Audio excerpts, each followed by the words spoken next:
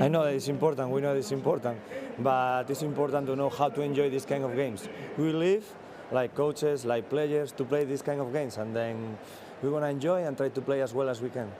That's a very nice way to approach things. It looks like you have managed to keep your team with no big pressure. We will see. I think that when you play in this tournament, the key is this, and then you have energy every single night. We know the difficulty that we have we play against this kind of players, but the question is keep going, and go step by step. The game gonna be long. We have to start well, is right, but we're gonna be step by step playing as well as we can. If you had to select only one thing to prevent from doing it in the game, which? I don't know.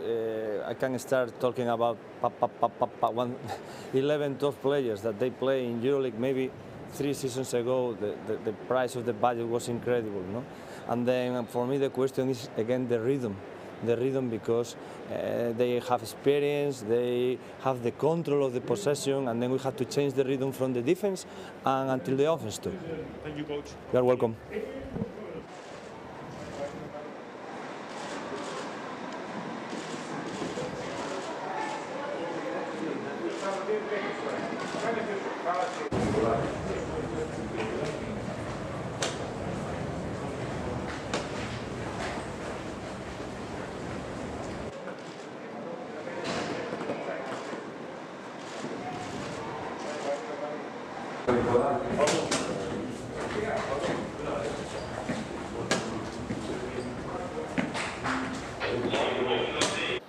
Of course, it's a semi-final.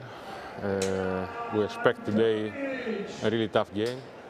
We know Zaragoza is a great team, very athletic, and I believe we are ready for the game. How able were you to do a proper scouting in such a short time between the two games? For sure, it's difficult, not only for us. We had just one day. We prepared before some things, but yesterday and today we try to give to our players some crucial details. And have you been able to keep them in the correct mindset for such an important game? Our players are experienced. I believe they are ready for a semi-final. Και εγώ.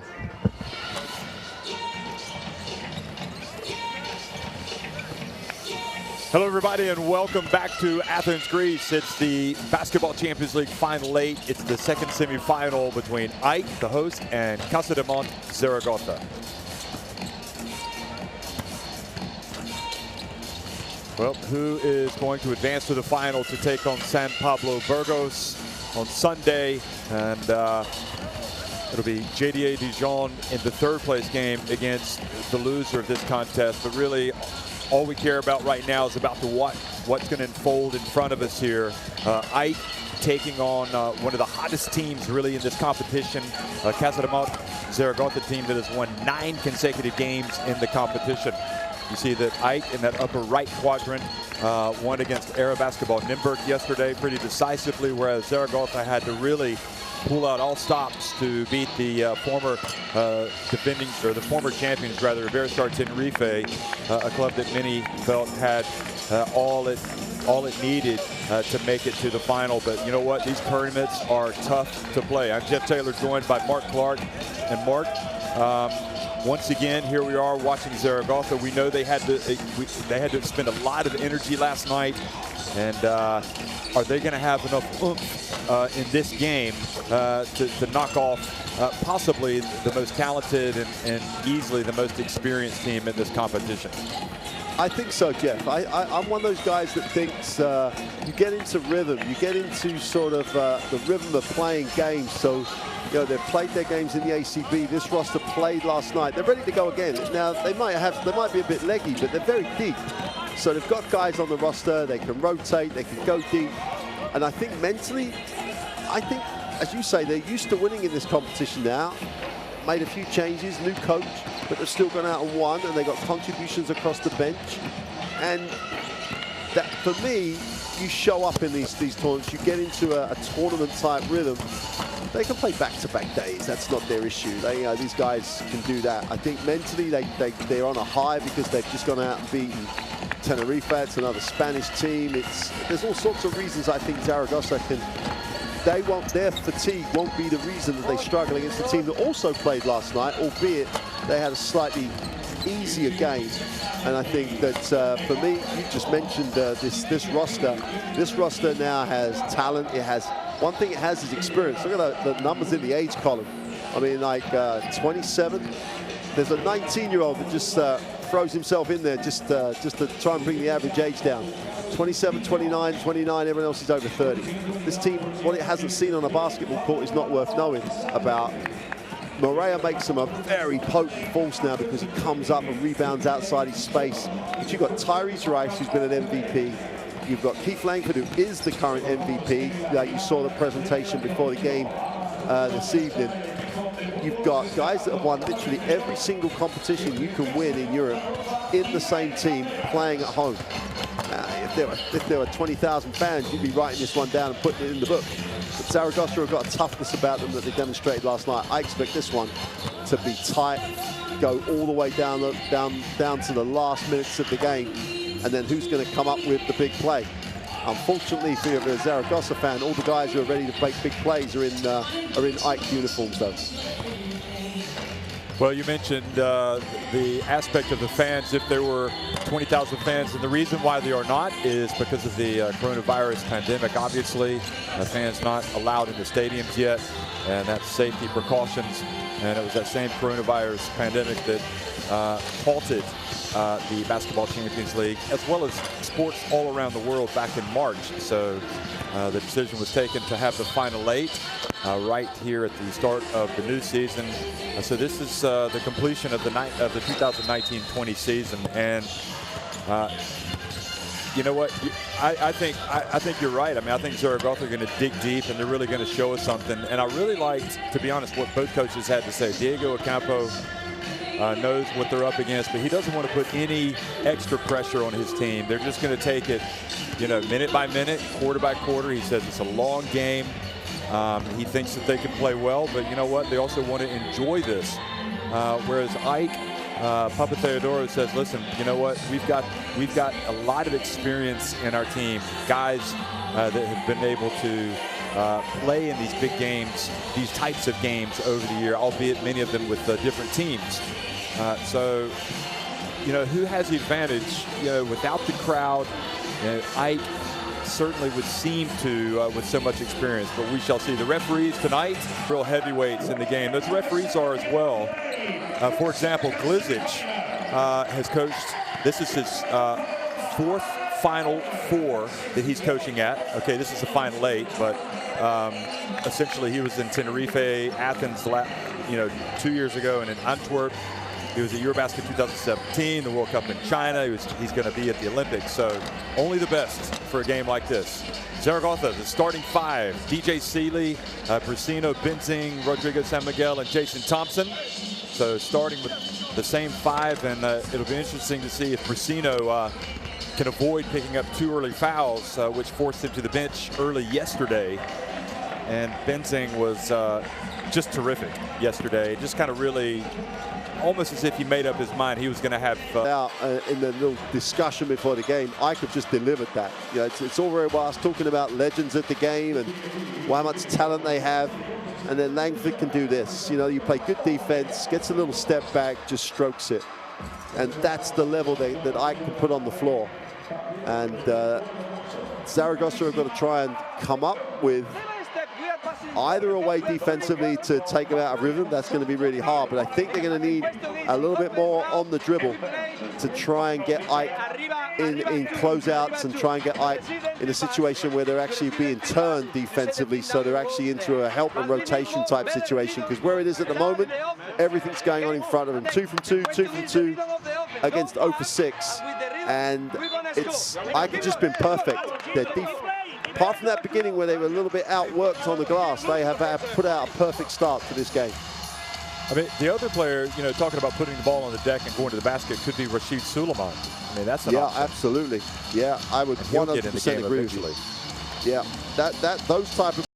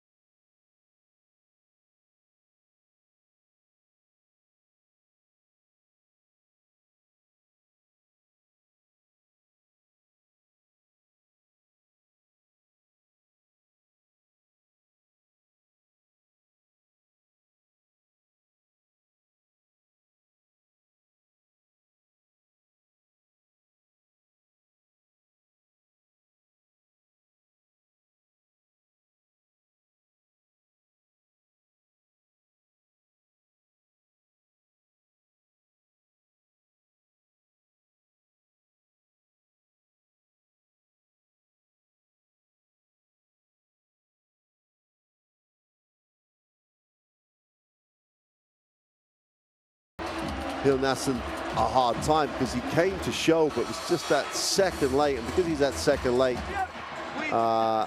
Tyrese Rice can just turn the corner. But he is one of those deceptive, for me, he's one of those very deceptively quick guys. He takes, for a relatively small guy, he also covers a lot of ground on his first step.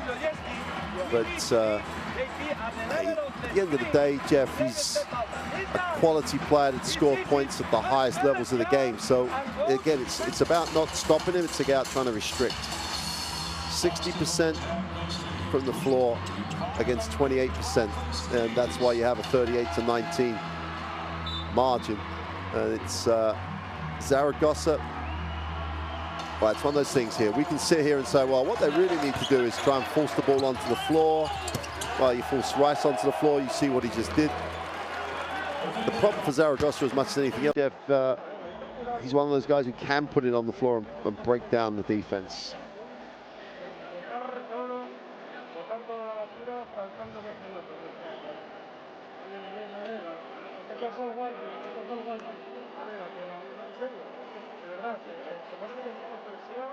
So they'll be hoping he can do some more of that, and immediately at the start of the second half to kind of give themselves some hope.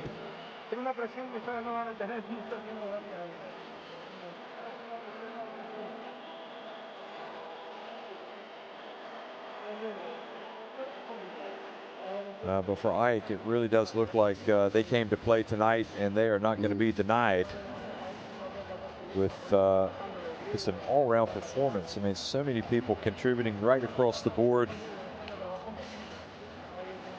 4 different players with multiple three-pointers.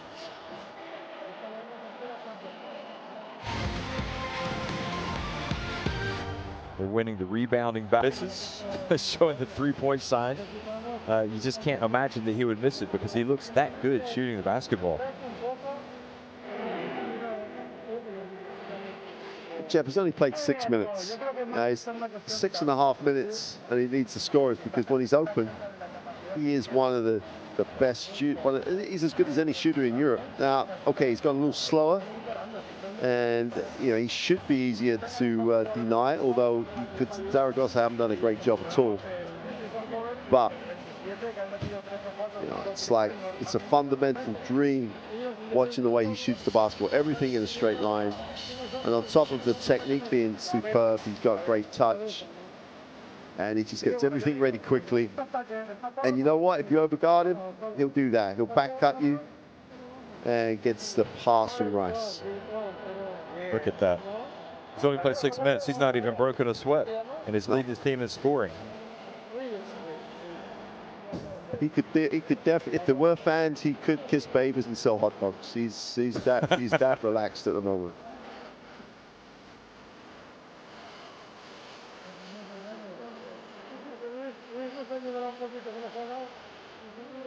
Okay.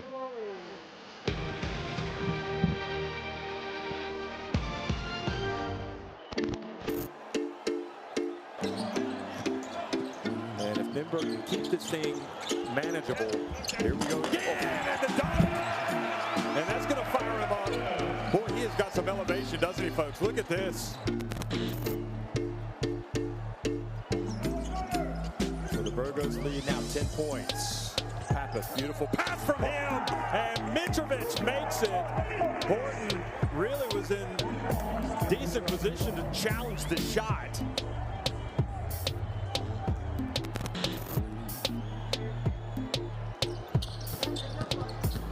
Corpus again. Oh, nice move by Corpus. Impressive.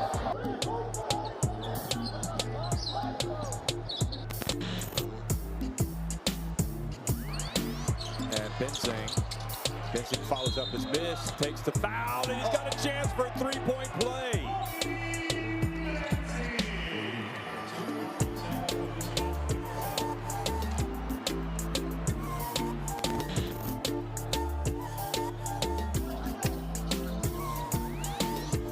Oh, nice dish and the dunk. So Alenge puts his imprint on this game. He's played well tonight.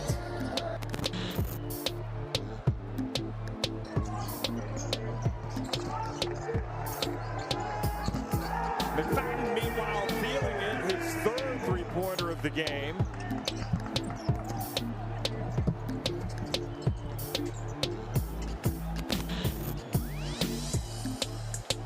To take the lead. Bryce steps back, count it, and they take the lead.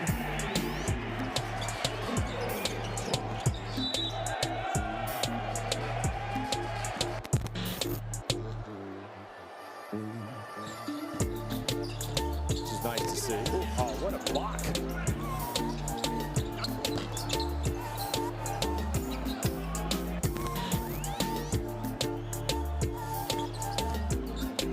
Backs up Salim. Some help from Bogers, and he gets it to the big thunderous Lenison for the dunk. Boy, how about that for some authority?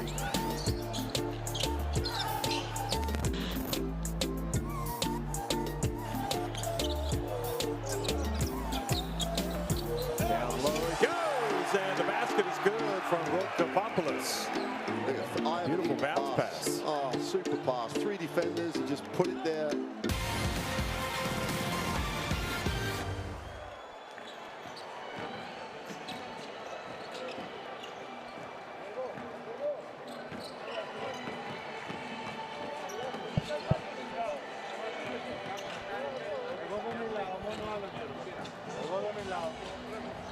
Well, this is the famous AEK court where so many big games have been played over the years, from Olympic qualifying games to Olympic games. Of course, the 2004 Olympics, one of the all-time great Olympic competitions that was ultimately won by Argentina. And obviously the Basketball Champions League had its second final here, and it was Ike that won it. This man was not a part of that team, but he wants to be with the team if it can win it this year. He's already been named the MVP of this season, Keith Langford. And having watched him tonight, I'm not sure that anybody could dispute that, because that's how well he played for much of the season in that first half. Even Matt Majeski's applauding him.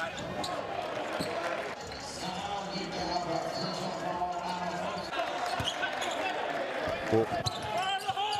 Mark, I know it's our job to keep the fans interested in this, ready for this big occasion. You know, they've had such a great start, but Rokopopoulos has been terrific.